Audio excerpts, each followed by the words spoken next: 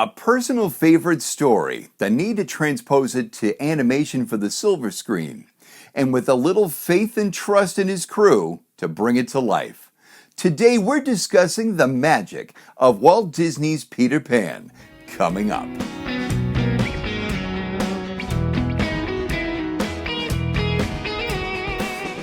Hey animation fans, Animator Talk here to celebrate the art of animation and its contribution to entertainment of yesterday, today, and into the future. Like Walt Disney himself, I have been enamored with the story of Peter Pan. One of my earliest memories was going to see Sandy Duncan perform as Peter Pan at the Wang Center in Boston. Being so young, everything seemed so real to me.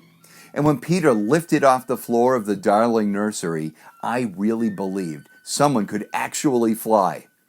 I learned many years later that Walt Disney held the story with the same esteem after seeing a traveling production at a local theater in Missouri. He never forgot how special that story was. He would even tell of a time his elementary school would put on the play and he would play the title role, and bragged that unlike the traveling production, Walt's brother Roy rigged him up with a rope to fly from the rafters. Following up Alice in Wonderland would be no easy feat. Now, the film only raked in $5.6 million at the box office on a roughly $3 million budget. It wasn't a box office smash. It was, however, beautifully animated in Technicolor brilliance, but the studio needed a hit. The story of Peter Pan was originally written for the stage by Sir James Barrie. It was later written in book form, but it was just destined to be told in the way that only animation can do it true justice. Characters like Nana and the crocodile, the fairy and flying kids can only be done in the animation medium. The story of a boy who would never grow up, much like Snow White, it was a massive inspiration to Walt. He was insistent on getting it right. He began preparation for the film back in the 1930s. His intent was for Peter Pan to follow Snow White as his second animated feature. Now, obtaining the screen rights would prove to be very difficult. Paramount held the screen rights at the time. Barrie had given all copyrights of Peter Pan to the Great Ormond Street Hospital. The Children's Hospital is one of the most innovative children's hospitals in the world, and partially funded with the benefits of holding the rights to the story. After the hospital intervened with Paramount, Walt would obtain screen rights in 1939. He began storyboarding by 1940. The story was veering slightly away from the source material and was heading down a darker path than Walt would have preferred. Then, World War II halted all animation production as the military took over the entire campus, commissioning the studio to animate propaganda shorts and military training cartoons. It gave Walt the opportunity to clean the slate on Peter Pan. Once the war had ended, he would get his people back to work and start from scratch on the feature film. In regrouping, Walt would push Cinderella and Alice in Wonderland ahead of Peter Pan, as they were further along in production. Once the story team went back to work on the film, they worked hard on a few different possibilities for the film's narrative. They felt telling Peter's backstory was necessary to introduce the characters to the new filmgoers. Another story idea had Peter flying out to London to kidnap Wendy and bring her back to Neverland to mother the Lost Boys. Walt hated the kidnapping plot and nixed it right away. He felt it was far too dark for one of his animated films. Besides, he had a hard enough time with glossing over Peter's previously cutting Captain Hook's hand to feed it to the crocodile. Did Pan show good form when he did this to me? At one time, the St. Bernard nursemaid Nana had flown to Neverland with the children, and the story would be told through her perspective. There was even a story treatment where Tinker Bell drinks a poison that Hook left for Peter. Much like the story play, the audience would have to clap to save her. Walt saw this as problematic for screen and discarded the concept. He felt, however, telling much of Barrie's play was the best course of action. Walt insisted that they just delve right into the story. He felt picking up as Peter Pan was looking for his shadow was the way to go. Mary Blair was tasked in developing the look and feel for the film. Her abstract concept paintings show through to the finished product. Background paintings even borrow heavily from her inspiration. Now, many of us know Peter Pan's stage show. It's magical. Animation brought greater advantages for portraying the magical aspects of the story. However, when it comes to pulling off more realistic characters, those advantages can be a double-edged sword for some.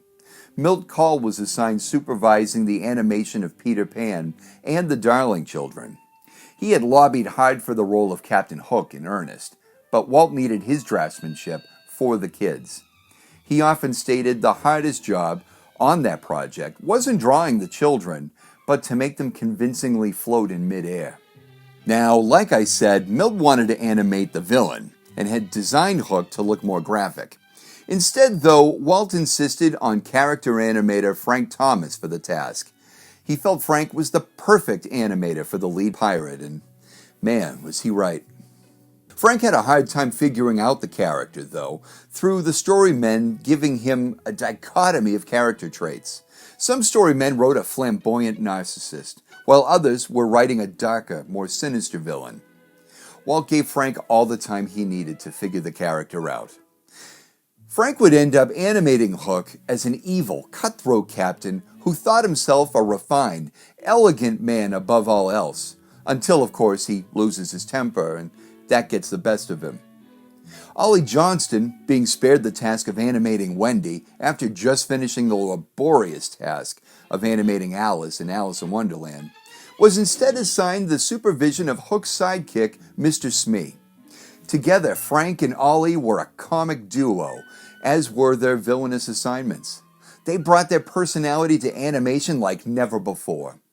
Wooly Reitherman would animate the crocodile, while John Lounsbury and Mark Davis would animate Mr. and Mrs. Darling, and Ward Kimball would animate the Lost Boys and the Indian Tribe. Now, this production of Peter Pan had many firsts. For one, the film was the first version of Peter Pan to portray Peter with a boy in the role. Traditionally on stage and film, he had been portrayed by females, and while a 1924 silent film had once cast a woman to play Tinker Bell, for the most part, the pixie had been portrayed by nothing more than a spotlight. Mark Davis would be tasked to design and animate the fairy. As old Hollywood rumor would tell, Mark was inspired by Marilyn Monroe for the look of Tinker Bell. However, this is a common misconception. Marilyn Monroe was only just beginning her career at that time and was largely unknown. It was actually actress Margaret Kerry who was hired to model and act out scenes for the live-action reference for the animators. She often talks of her audition.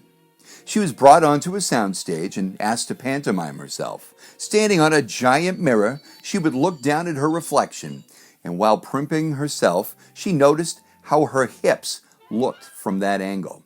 Not liking what she sees, she stomps and storms off the stage. They were so enamored by Margaret's performance that they knew they had hired the right actress and asked her to return. She would also later provide the voice of one of the lagoon's mermaids. And in her night dress, too.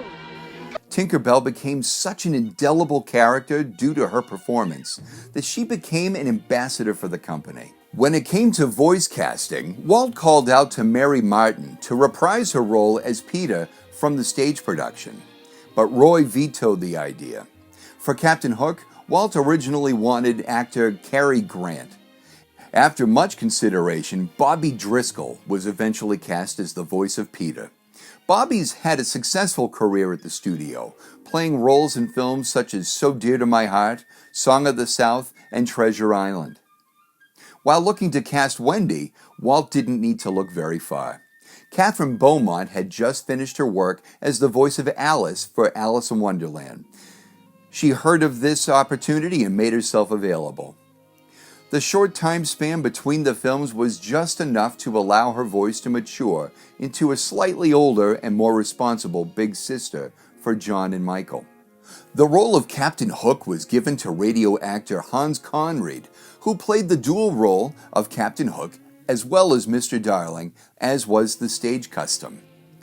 Disney veteran and voice great Bill Thompson provided the voice of Mr. Smee. He also portrayed the various pirates in the crew. And if you look or listen closely to the scene where we first see the pirate crew, the various pirates were all demanding of Smee, one after another. If you pay close attention to those voices, you can almost hear that each of those 6 pirates were all voiced by one man.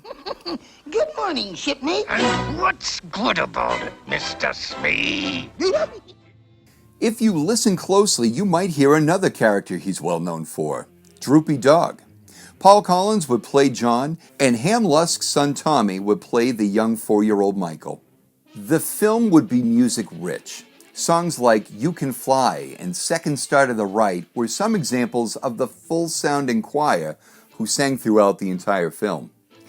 The chorus who elegantly sings these pieces was led by Judd Conlon. His group, the Rhythmaires, also performed as Bing Crosby's backup group. There was a song that was cut from this film early on, but not early enough. He warns you, as you might say, with his tick-tock, tick-tock, tick-tock.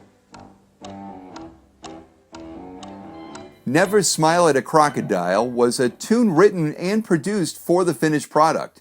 Walt felt it slowed down the scene, so away it went.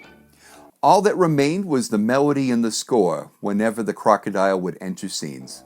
The song would go on to be very successful, however, and sold sheet music and record singles recorded by pop stars of that time. Never smile at a crocodile. No, you can't. It stands out as one of the most famous songs ever cut from a Disney film. Now, just like many of these Disney masterpieces, we are left with a heartwarming scene to cap off the film. The Darlings are returning from George's office party. He has since cooled off from his pre-dinner tantrum in the nursery, with Nana on her leash heading back into the house and up the stairs.